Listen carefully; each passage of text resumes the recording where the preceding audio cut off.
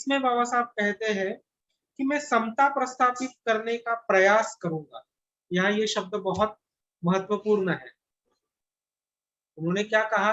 मैं समता प्रस्थापित करने का प्रयास करूंगा, है ना। एफर्ट्स जिसको हम कहते हैं, प्रयास जिसको हम कहते हैं, वो करूंगा।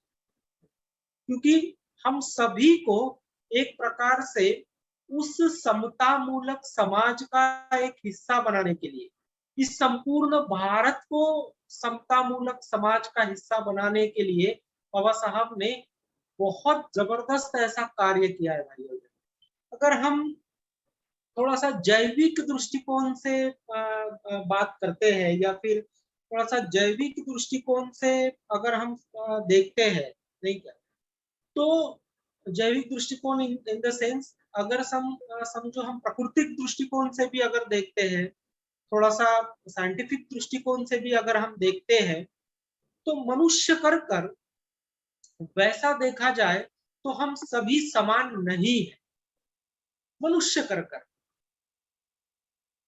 क्योंकि कोई गोरा है तो कोई काला है, तो कोई ऊंचा है तो कोई नाटा है। ऐसा ऐसी ऐसी समानता मनुष्य कर नहीं नहीं देखी जाती। और प्रकृति ने भी एक प्रकार से हमें थोड़ा सा अलग बनाया है, उस अर्थ से अगर हम देखते हैं। तो यहाँ पर हर एक व्यक्ति को प्रकृति ने उसका अलगपन दिया है। ऐसा कहते हैं कि एक एक यानी पूरी दुनिया में अगर हम देखें, तो एक व्यक्ति के जो अंगूठा रहता है, उसका जो अभी मुझे हिंदी में वो शब्द नहीं याद आ रहे, उसका ठसा जिसको हम कहते हैं, अंगूठे का जो ऐसा हम लगाते हैं ना, अंगूठा ठसा, उसको हिंदी में क्या बोलते मुझे नहीं याद आ रहा है अभी। तो वो जो यानी आकार है, एक अंगूठे का आकार दूसरे अंगूठे से कभी मैच नहीं करता, है ना। वो वैसे भी प्रकृति ने हमें भिन्न बनाया बनाया है। लेकिन इन सारी बातों के बावजूद भी हमारी क्षमताएं भी भिन्न है। कोई बहुत ज्यादा काम कर सकता है, तो कोई थोड़ा सा कम काम कर सकता है। कोई बहुत ज्यादा सोचता है, तो कोई थोड़ा सा कम सोचता है। उस तरीके से ये जो क्षमताएं अगर हम देखेंगे, हर एक व्यक्ति का अगर हम विचार करें, जब तक वो बुद्ध नहीं हो जाता, उसमें ये सारी भिन्नताएं जो है, ये भिन्नताएं है। लेकिन एक बात जो है, वो सभी में कॉमन है, पूरे पूरे मनुष्य जाति में कॉमन है। जो मनुष्य है उनकी मैं बात कर रहा हूं, वो है कि सभी मनुष्य को मन है। मन जिसको हम कहते हैं, जिसको हम चित्त कहेंगे, जिसको हम मन कहेंगे, वो सभी में है। और सभी व्यक्ति उनके मन का विकास जो है वो कर सकते हैं। ये बात बहुत महत्वपूर्ण है, जो हमें बुद्ध ने दिखाई, जो हमें बुद्ध ने सबसे पहले उस बात से हमें अवगत कराया, है ना। उस समानता से हमें अवगत कराया कि मनुष्य मनुष्य जो है, भले ही वो जैविक दृष्टिकोण से अगर हम देखें तो वो अलग है, लेकिन क्षमताओं के दृष्टिकोण से भी देखें तो वो अलग है। मगर उसका मन जो है वो एक ही है ना। जैसे मेरा मन अलग है और कर्मादित्य जी का मन अलग है, ऐसा हम नहीं बोलेंगे। तो मन एक ही है, लेकिन अगर समझो मैं मेरे मन का विकास बुद्ध तत्वज्ञान के अनुसार करता हूँ, कर्मादित्य जी उस तत्वज्ञान के अनुसार अगर उनका विकास करते हैं, बोधि प्रकाश जी अगर उसका विकास उस तरीके से करते हैं, तो निश्चित ही ये जो अलग अलग मन जो है वो एक हो सकता है। उसकी पोटेंशियलिटी जिसको हम कहेंगे, उसकी क्षमता जिसको हम कहेंगे, वो क्षमता हम बढ़ा सकते हैं। भले ही हम विविध रहे, लेकिन मन की क्षमता बढ़ाकर हम उस तरीके से एक हो सकते हैं। इसलिए बुद्ध यहाँ वो विश्वास दिलाते हैं कि सभी लोग बुद्धत्व प्राप्त कर सकते हैं। ये बात पूरे उसको क्या कहेंगे, पूरी गारंटी के साथ बुद्ध ने कही, पूरी गारंटी के साथ कही कि सभी मनुष्य जो है वो विकसित हो सकते हैं, भले ही उनमें ये सारी जैविक जो बातें हैं उसकी विभिन्नता रही तो भी, है ना, उसका विकास जो है उस विकास की बात वो करते हैं। और जिस जिस व्यक्ति का ये विकास हुआ वह व्यक्ति ये जो समता है उस समता शब्द का अर्थ जो है वो समझ पाए। जिस जिस व्यक्ति का मानसिक विकास हुआ उस व्यक्ति के बारे में मैं बात कर रहा हूं भाई और बहनों। उस व्यक्ति के बारे में मैं बात नहीं कर रहा हूं जो उस चार वर्ण की बात करता है। जो व्यक्ति इस चातुर्वर्ण की बात करता है, जो व्यक्ति इस चार वर्ण की बात करता है, वह व्यक्ति व्यक्ति करके विकसित हुआ ऐसा हम नहीं कह सकते। निश्चित ही वो मनुष्य है ना, मनुष्य कर वो है, लेकिन उसका विकास हुआ ऐसा हम नहीं बोलेंगे, क्योंकि उसने अभी भी वो जो समता का एक प्रकार से समता का विचार जिसको हम कहेंगे, वो जो समानता का विचार जिसको हम कहेंगे, वो समानता का विचार, वो समता का विचार अभी तक नहीं स्वीकारा है ना। जब तक वो व्यक्ति उस समानता का उस समता का विचार नहीं स्वीकारता, तब तक मनुष्य कर हम विकसित नहीं हो सकते, वो व्यक्ति विकसित नहीं हो सकता। अभी इस समता शब्द का थोड़ा अर्थ जो है भाई और बहनों वो हम थोड़ा जान लेंगे।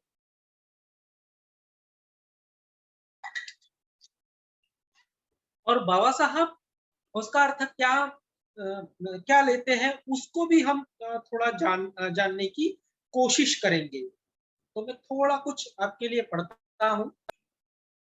इस प्रतिज्ञा में समता शब्द बहुत महत्वपूर्ण है। बाबा साहब समता के अर्थ समर्थक थे, इसलिए इस शब्द के संबंध में उन्होंने कई संस्थानों में चर्चा की। इस शब्द का अर्थ बतलाने के लिए थी Hindu social order inters association principle नामक लेख में प्रो बॉर्ड के मत की उन्होंने समीक्षा की। प्रो बॉर्ड के मत की वो समीक्षा करते हैं। प्रो बॉर्ड के मतानुसार समता शब्द का पर्यायी शब्द न होने के कारण उसका ही दुर्भाग्य से प्रयोग किया जाता है। समता यानी सर से पैर तक समान अथवा ची, जी, चीज, रकम, क्रमांक, वर्ग, मूल्य या प्रत इसके समान। यह समता का अर्थ बाबा साहब को अभिप्रेत नहीं था। यानी समता शब्द का अर्थ जो प्रो बॉर्ड ने बताया, प्रो बॉर्ड के मतानुसार क्या है समता शब्द का अर्थ? चीज, रकम, क्रमांक, वर्ग, मूल्य या प्रत इसके समान। यह समता का अर्थ बाबा साहब को अभिप्रेत नहीं था। यह परिभाषा भौतिक शास्त्र अथवा गणित शास्त्र के लिए सूचित है। भौतिक शास्त्र और गणित शास्त्र में यह परिभाषा बराबर है, लेकिन मानव प्राणियों के संबंध में यह अनुचित लगती है, ऐसा बाबा साहब कहते हैं। क्योंकि मानव यानी वस्तु नहीं, मानव कोई चीज नहीं है, एक आदि कोई वस्तु नहीं है। यह उन्होंने स्पष्ट किया। मनुष्य प्राणियों के संबंध में समता के अर्थ को अलग ही आयाम मिला है। एक बात निश्चित है कि मनुष्य जन्म से विषम होते हैं। जैसे मैंने कहा कि मनुष्य जन्म से विषम होते हैं, मैंने शुरुआत में ही बताया, कोई छोटा होगा, कोई नाटा होगा, कोई गोरा होगा, है ना, कोई काला होगा। कुछ शक्तिमान होते हैं तो कुछ दुर्बल, कुछ बुद्धिमान होते हैं तो कुछ कम बुद्धि के अथवा बुद्धिहीन, कुछ के शरीर में खूब कर्तव्य शक्ति होती है तो कुछ के अत्यल्प, कुछ अमीर होते हैं तो कुछ गरीब। इस दृष्टि से देखा जाए तो मनुष्य विषम होते हैं, है ना। मनुष्य की विषमता अगर हम देखते हैं तो इस दृष्टिकोण से वो विषम है। फिर बाबा साहब कहते हैं, बाबा साहब आगे कहते हैं कि मनुष्य की शक्ति तीन बातों पर निर्भर है। यानी तीन बातें कह रहे हैं। तो उसमें पहली बात वो कहते हैं शारीरिक, शारीरिक अनुवांशिकता, नहीं क्या, दूसरी बात कहते हैं सामाजिक वारिस वारिस अथवा बुद्धिमत्ता। तीसरी बात कहते हैं स्वयं प्रयत्न। इन इस दृष्टि से भी विचार किया जाए तो मनुष्य निश्चित रूप से असमान है ना। इन तीनों दृष्टिकोण से भी अगर विचार करते हैं तो मनुष्य ये असमान है। तो इसके बाद बाबा साहब कहते हैं, यानी कुछ सवाल वो खड़े कर रहे हैं, उसमें वो ये सवाल है कि मनुष्य के प्रयत्न समान नहीं होते, इसलिए उनको असमान समझना चाहिए। अतः प्रत्येक व्यक्ति की शक्ति संपूर्ण विकास करने के लिए उनको अधिक से अधिक प्रेरित करना गैर है। यह वह केवल एक ही घटक का विचार करके मनुष्य को असमान माना गया, दूसरे घटकों का विचार नहीं किया गया। उपरोक्त दोनों कारणों के आधार पर मनुष्य को असमान समझकर उसके व्यवहार किया गया तो क्या परिणाम होगा। यह स्पष्ट है कि जो मनुष्य जन्म, शिक्षा, परिवार का नाम, व्यवहारिक संबंध और उत्तराधिकार से प्राप्त संपत्ति की दृष्टि से संपन्न होगा तो उसको श्रेष्ठ माना जाए। यह चुनाव उस व्यक्ति का मूल्यांकन करने वाला निश्चित रूप से नहीं। विशेषाधिकार को व्यक्ति के चुनाव का आधार तय करना गलत है। यानी विशेषाधिकार के आधार के ऊपर में व्यक्ति का चुनाव करना गलत है, ऐसा बाबा साहब कहते हैं। फिर वो आगे कहते हैं समता का अर्थ धार्मिक दृष्टि से समान लेना, धार्मिक दृष्टि से समझ लेना होगा। अभी हमने एक प्रकार से शारीरिक दृष्टि से उसका अर्थ क्या क्या क्या क्या है वो हमने समझ लिया, लेकिन बाबा साहब यहाँ क्या सूचित कर रहे हैं कि अगर समता का अर्थ हमें समझ लेना होगा तो वो धार्मिक दृष्टिकोण से समझना होगा। बाबा साहब ने बुद्ध का समता विषय दृष्टिकोण कैसा था इसका प्रतिपादन किया, यानी बुद्ध का एक प्रकार से समता वादक दृष्टिकोण जो है वो क्या था, यह बात बाबा साहब ने बताई। उनके मतानुसार सभी प्रकार के मनुष्य की जीवन संघर्ष में विषमता की प्राकृतिक स्थिति को स्वीकार किया गया तो दुर्बलता की स्थिति असमान होगी। फिर ऐसे समय विषमता को जीवन का नियम बनाना उचित होगा क्या। इस नियम का परिणाम ऐसा होगा कि जीवन संघर्ष में जो अयोग्य होगा वही टिकेगा, जो योग्य होगा वही टिकेगा। फिर भी प्रश्न उठता है कि संघर्ष में जो योग्यतम है वे समाज की दृष्टि से श्रेष्ठतम सिद्ध होते हैं क्या। इसका कोई सकारात्मक उत्तर नहीं देगा। इसका कारण धर्म की समानता की शिक्षा है। भले ही श्रेष्ठतम इंसान योग्यतम न होगा, फिर भी समाज में समानता की मान्यता देने से वह जी सकेगा। समाज को अगर किसी की आवश्यकता होती है तो श्रेष्ठतम की, योग्यतम पुरुष की नहीं। सभी कारणवश धर्म मुख्यतः समानता के तत्व का समर्थन करता है ना। ये इसकी व्याख्या जो है ये समता की, ये मैंने आप सभी लोगों के लिए यहाँ पर एक व्याख्यात्मक दृष्टिकोण से ये समता शब्द कैसा है ये मैंने यहाँ पर आपके समक्ष रखने की कोशिश की। और इसकी जो अंतिम लाइन है ये बहुत महत्वपूर्ण है। इसकी अंतिम लाइन में क्या कहा गया है, इसी कारणवश धर्म मुख्यतः समता के तत्व का समर्थन करता है ना,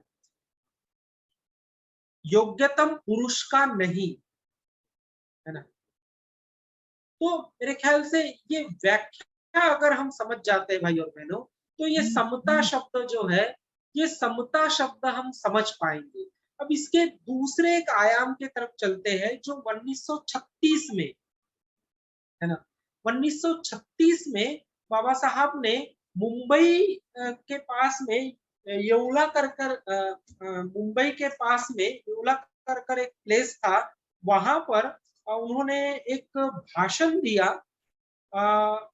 1 व 2 जून 1936, है ना, मुंबई में। तो वो जो भाषण था उसको महार परिषद करके, महार परिषद बाबा साहब ने बोलाई थी, उसको व्हाट बी ह्यूमेंसिपेशन यानी मुक्ति कौन पथे, इस नाम से वो भाषण था। और वहां पर कई सारे सवाल जो है वो मुक्ति कौन पथे के इसमें बाबा साहब कहते हैं 1956 में, ये जो मैं समता प्रस्थापित, ये जो बात है कि भाई 10वीं प्रतिज्ञा जो है वो बाबा साहब कब दे रहे हैं 1956 में। और 56 में वो क्या बात बता रहे हैं, उस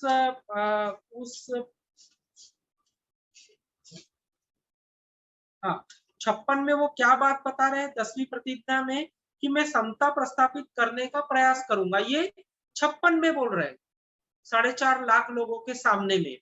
और 35 में क्या बता रहे हैं, 1936 में क्या बता रहे हैं, वो 36 की परिषद जो है, हिंदी में मुझे पता नहीं वो ट्रांसलेट हुई है क्या, लेकिन अगर कहीं वो हिंदी का बुक मिलता है आपको वो ट्रांसलेटेड, शायद बोधी सागर जी ने कुछ ट्रांसलेट किया था।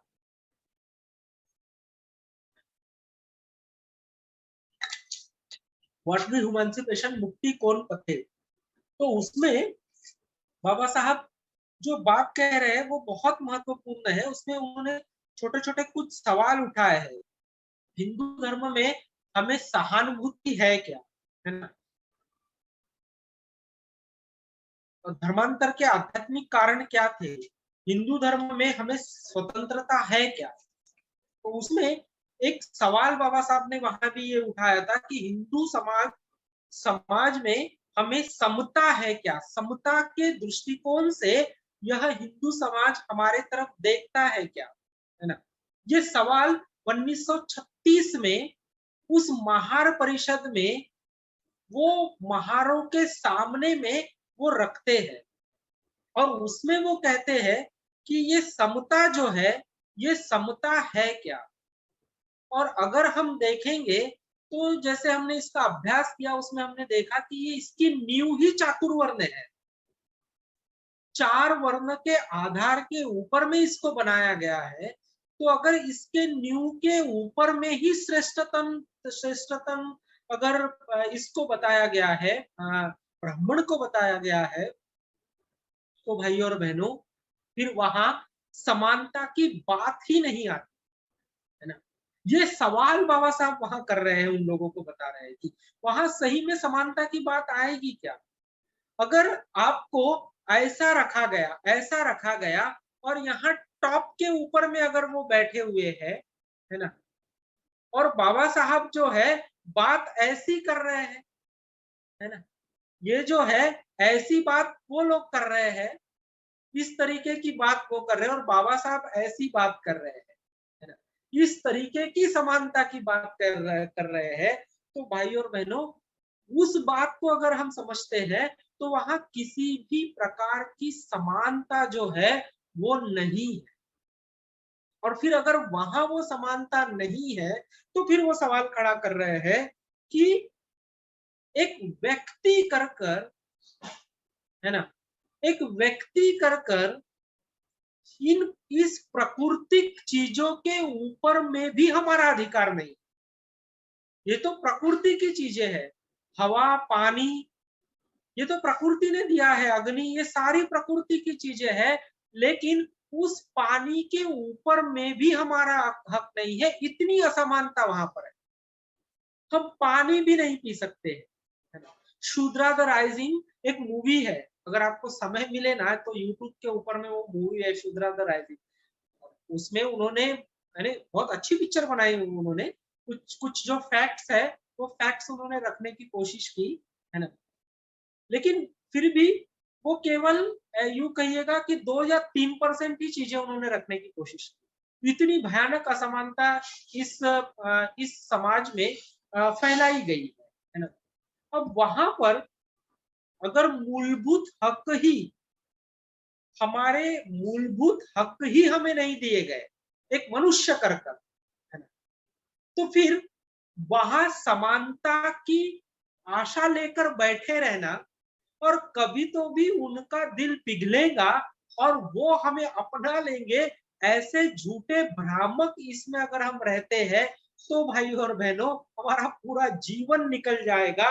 लेकिन हम उनसे यह उम्मीद कभी नहीं कर पाएंगे, है ना। इसीलिए बाबा साहब कहते हैं कि मैं उस हिंदू धर्म का त्याग करता हूं। क्यों त्याग करता हूं, कहते हैं वो कि अरे मूलभूत अधिकारों के ऊपर में ही अगर मनुष्य करके हमारा हक नहीं है, तो फिर बाकी की तो चीजें ही छोड़ दीजिए, बाकी धर्म ग्रंथ वगैरह ये तो बहुत बहुत आगे की बातें हैं, है ना। बहुत आगे की बातें हैं ये भाई और बहन।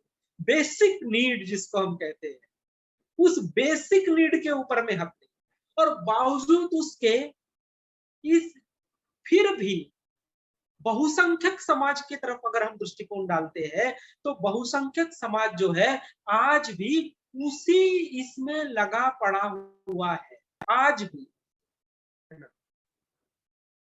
और उसका अगर हम चित्र देखें, तो भाई और बहनों, ये भारत अगर हम देखें, तो भारत ये यानी सर्व समावेशक इसमें आता है ना। सारे लोगों, सारी चीजों का एक प्रकार से संविधानित्मक तौर पर देखे तो सभी चीजें जो है उस तरीके से समान दी गई हुई है, सभी अधिकार जो है वो समान दिए गए हैं। लेकिन अभी कुछ साल पहले, या फिर मेरे ख्याल से नेक्स्ट ईयर ही देखिए, कोई भी व्यक्ति जो भारत के सर्वोच्च पद के ऊपर में बैठा है, जो गवर्नर यानी जिसको हम कहेंगे कि भारत का सर्वोच्च पद, में यहाँ नाम नहीं लेना चाहता, वह व्यक्ति किसी भी एक विशिष्ट धर्म के विशिष्ट पूजा में सार्वजनिक तौर पर नहीं जा सकता, उसका वो सर्वोच्च पद लेकर वह इंडिविजुअल कर जा सकता है ना। आप सभी लोग समझदार हैं, मैं किस तरफ इशारा कर रहा हूं ये आप समझ गए, है ना। तो किसी भी कोई भी व्यक्ति ये उसका सर्वोच्च पद लेकर उस जगह पर जाकर वो सारे विधिक्रम नहीं कर सकता जो इस भारत देश में कुछ साल, कुछ महीने पहले हुआ, है ना।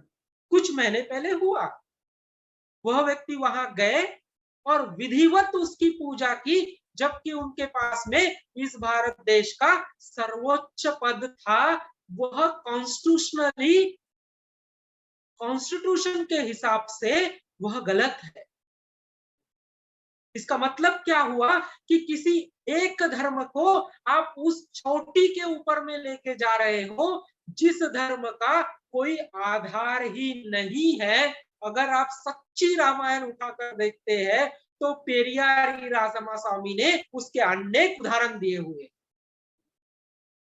बाबा साहब ने उसके अनेक उदाहरण दिए गए हैं, लेकिन बावजूद उसके इस भारत का वह व्यक्ति उस जगह पर जाकर विषमतावादी दृष्टिकोण वहां प्रस्तापित करता है।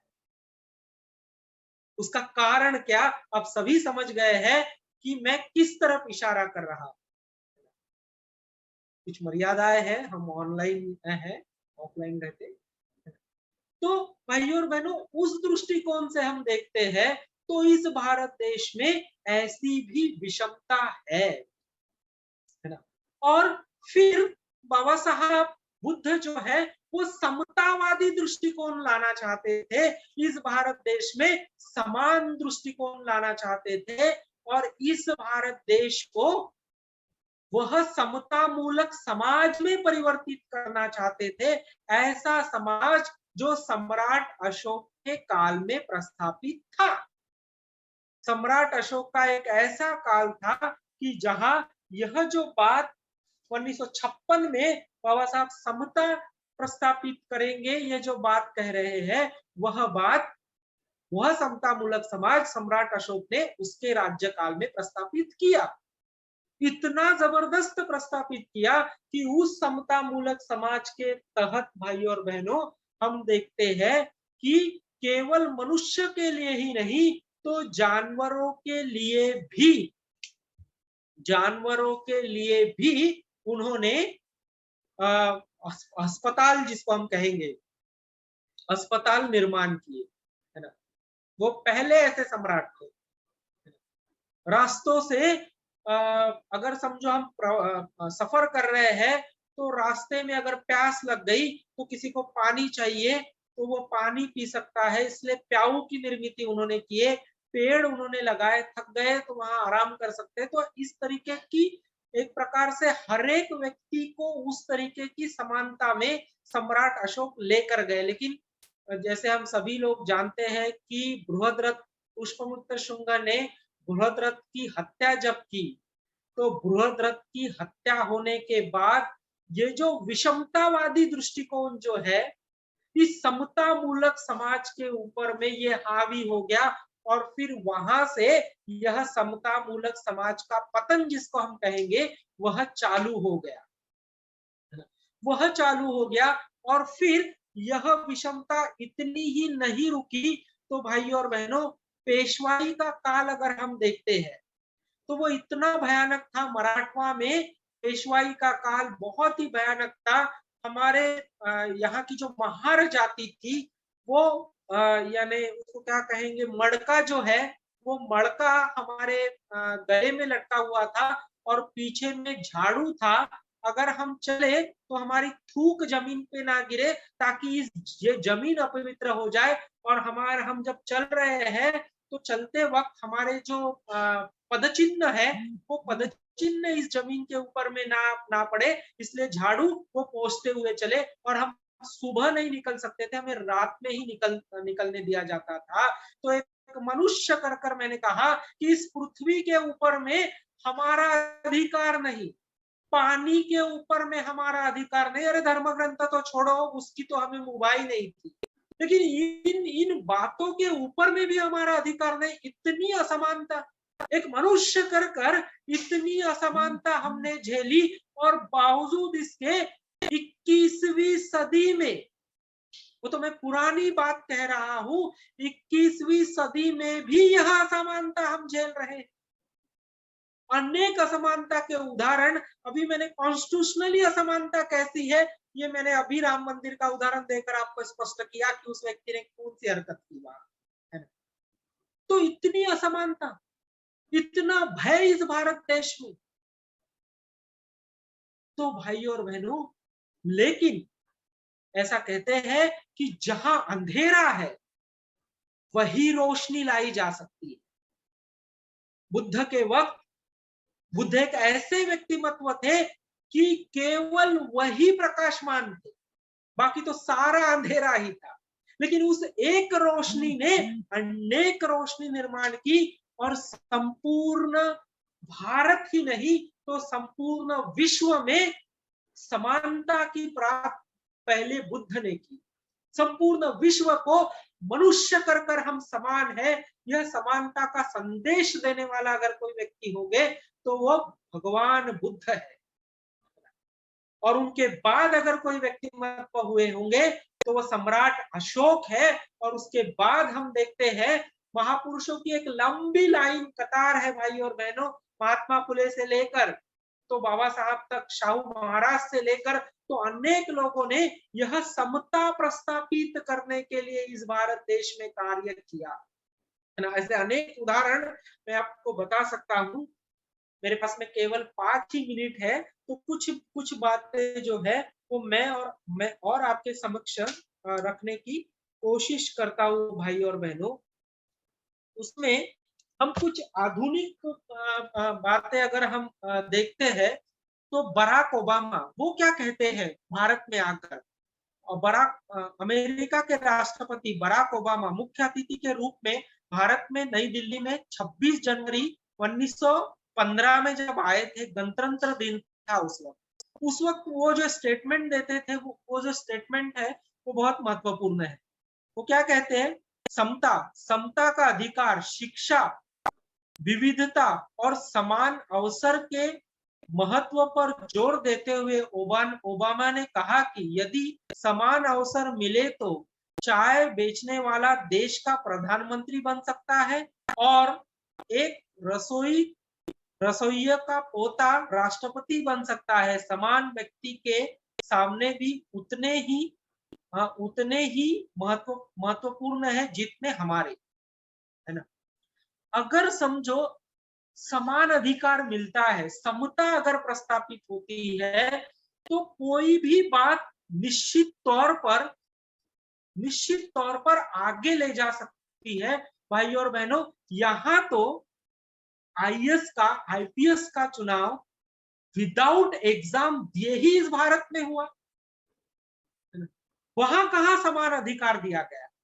किसी प्रकार का कोई समान अधिकार नहीं दिया गया, भले ही पोटेंशियल होने के बावजूद। इतनी असमानता शिक्षा के क्षेत्र में अगर लिया जाए भाई और बहनों, तो जिसके पास में बहुत पैसा है वही अपने बच्चों को पढ़ा सकता है, और जिसके पास में नहीं पढ़ा, मूलभूत अधिकार, कॉन्स्टिट्यूशनल संविधानात्मक तौर पर बाबा साहब कहते हैं कि शिक्षा यह सभी व्यक्ति का मूलभूत अधिकार है। लेकिन वहां भी फंडामेंटल राइट्स में वो बता रहे हैं शिक्षा ये फंडामेंटल राइट्स है, मूलभूत अधिकार है हर एक व्यक्ति का। उस मूलभूत अधिकार में भी इतनी भयानक असमानता लाकर रखी गई है कि जो गरीब तबके का एक व्यक्ति है वो पढ़ेगा कैसा, वो कैसे आगे जाएगा? भले ही उसमें वो कैलिबर है, उसमें वो क्षमता है, लेकिन यहाँ की चातुर्वर्ण व्यवस्था ने उस क्षमता को ही मार डाला, उस क्षमता को ही खत्म कर डाला। तो वो व्यक्ति कैसे उड़ेगा और कैसे आगे जाएगा? भाई और बहनों, ये सारे बड़े बड़े सवाल जो है ये हम सभी के सामने है, लेकिन फिर भी आशा का एकमात्र किरण है, वो है बाबा साहब। और बाबा साहब ने निर्माण की हुई 22 प्रतिज्ञा और उन्होंने निर्माण किया हुआ यह समता मूलक समाज का सपना, ये केवल एक ही बात है भाई और बहनों कि जिसके आधार के ऊपर में हम खड़े हो सकते हैं और जिसके आधार के ऊपर में हम हमारे हक की बात कर सकते हैं, वो इस भारत देश का संविधान जो समता मूलक तत्वों के ऊपर में आधारित है। अगर वो संविधान नहीं रहता तो भाई और बहनों, क्योंकि ऐसा कहते हैं कि बोलने का भी एक फंडामेंटल राइट है, हर एक व्यक्ति किसी भी बात के ऊपर में बोल सकता है। लेकिन पिछले 5 सालों में हम देखते हैं कि अगर आप संविधान अगर जलाते हो तो आपके ऊपर कार्रवाई नहीं होती है, लेकिन आप विषमतावादी दृष्टिकोण के बारे में अगर बात करते हो तो तुरंत आपके ऊपर में कार्रवाई की जाती है और आप देशद्रोही है ऐसा बताया जाता है। इतना विषमतावादी दृष्टिकोण इस भारत देश में है, लेकिन बावजूद इसके हम फिर भी एक बौद्ध कर सभी के लिए खुले हैं, क्योंकि हम समता के पुरस्कर्ता है और हम समता चाहते हैं इस भारत देश में। हम सत्ता नहीं चाहते, हम समता के आधार के ऊपर में सत्ता चाहते। ये कोई राजनीतिक प्लेटफॉर्म नहीं है। सत्ता के ऊपर में रहेगा और वो अगर समता के आधार के ऊपर में रहेगा तो निश्चित ही भाइयों और बहनों वो सभी के साथ में समान व्यवहार करेगा, जो व्यवहार सम्राट अशोक ने किया। यह बात मैं यहाँ कोट करना चाहता हूं। उस अर्थ से सत्ता किसी की भी रहे, लेकिन अगर वह समता के आधार के ऊपर में है, सभी मनुष्य मैं समता प्रस्थापित करूंगा, अगर उसका ध्येय यह है तो भाई और बहनों जो बातें संविधान में समता मूलक बातें बताई गई है वह उस बात को अंगीकार करेगा और इस भारत देश में वैसी समता प्रस्थापित करने के लिए कार्य करेगा। उस अर्थ से मैंने ये बात यहाँ पर की और हमें सभी को भाई और बहनों उस समता को एक प्रकार से जीना है, उस समता को एक प्रकार से अंगीकार करना है और हम सभी को प्रयास करना है समता प्रस्थापित करने का, है ना। भले ही दूसरे लोग विषमतावादी दृष्टिकोण रखे, लेकिन मैं समतावादी दृष्टिकोण रखूंगा, है ना। यह बात मेरे ख्याल से अगर हम अंगीकार करते हैं तो निश्चित ही बाबा साहब की यह प्रतिज्ञा जो है, इस प्रतिज्ञा को जीने के लिए हम तैयार हो जाएंगे। और कितनी भी कठिनाई क्यों ना आए, हर रात के बाद सुबह होती है ना। हर अंधेरे के बाद रोशनी होती है।